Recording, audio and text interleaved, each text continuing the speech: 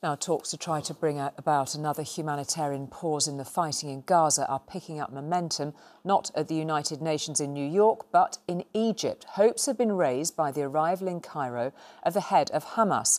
At the UN Security Council, however, a vote to halt the fighting, first scheduled for Monday, then yesterday and then again today, has now been rescheduled for tomorrow.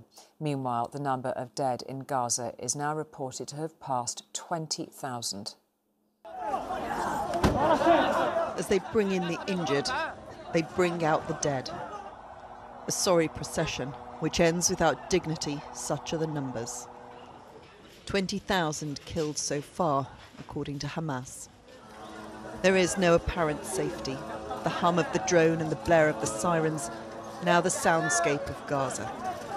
Even in the grounds of the hospital there is fear. Eyes cast skyward, ready for what might fall. When politicians call for pauses and ceasefires, it's in the hope of alleviating some of this suffering, of stemming this generational tragedy. At least this child, for now, gets to feel the embrace of his mother once more. Others will not find such comfort.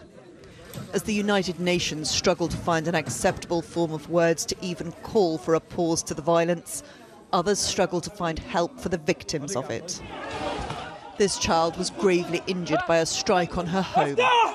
A neighbour ran into the street to find help, screaming for a car to take her to hospital.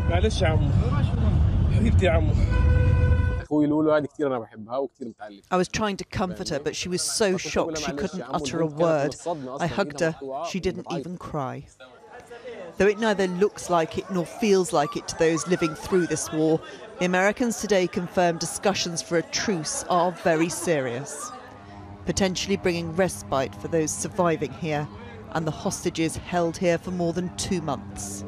In the conflict between Israel and Hamas, we will continue to focus intensely on our core priorities, helping Israel ensure that what happened on October 7th can never happen again, bringing the conflict to an end as quickly as possible, while minimizing the loss of life and the suffering of civilians, getting the remaining hostages back home to their families.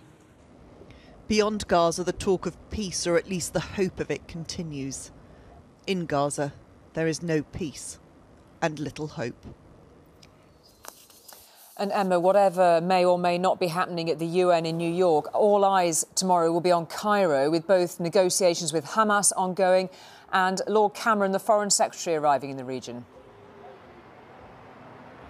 Yes, indeed. Cairo does seem to be the focus of the real activity at the moment, certainly on the diplomatic stage. But I sense less optimism this evening than there was this morning. When we heard that Ismail Haniyeh, the leader of Hamas, was here, I think many people saw that as a really positive sign, because the last time he was here in Egypt publicly was just before they agreed the temporary truce, the last one, which indeed was the first one, that broke down some weeks ago. And there was a feeling that he wouldn't be here unless there was something concrete that might be able to be established. But this evening it doesn't really feel quite like that, and both sides are still holding very firm to their public positions.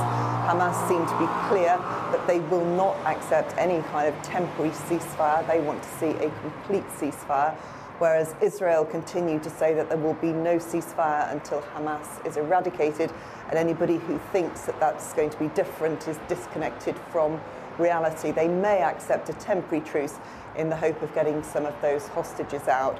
And of course, David Cameron is here, the former Prime Minister and now Foreign Secretary. He's meeting with contacts, old and new. He went to Jordan today, was pushing the King about how further aid could be got across the border into Gaza, and also tomorrow he'll be meeting with President Sisi to have the same conversations. He's already called for a sustainable ceasefire, and no doubt the conversation that they will be having will be how best that could be achieved, but also how best can they get that humanitarian aid across the border to help those people who are in such dire need.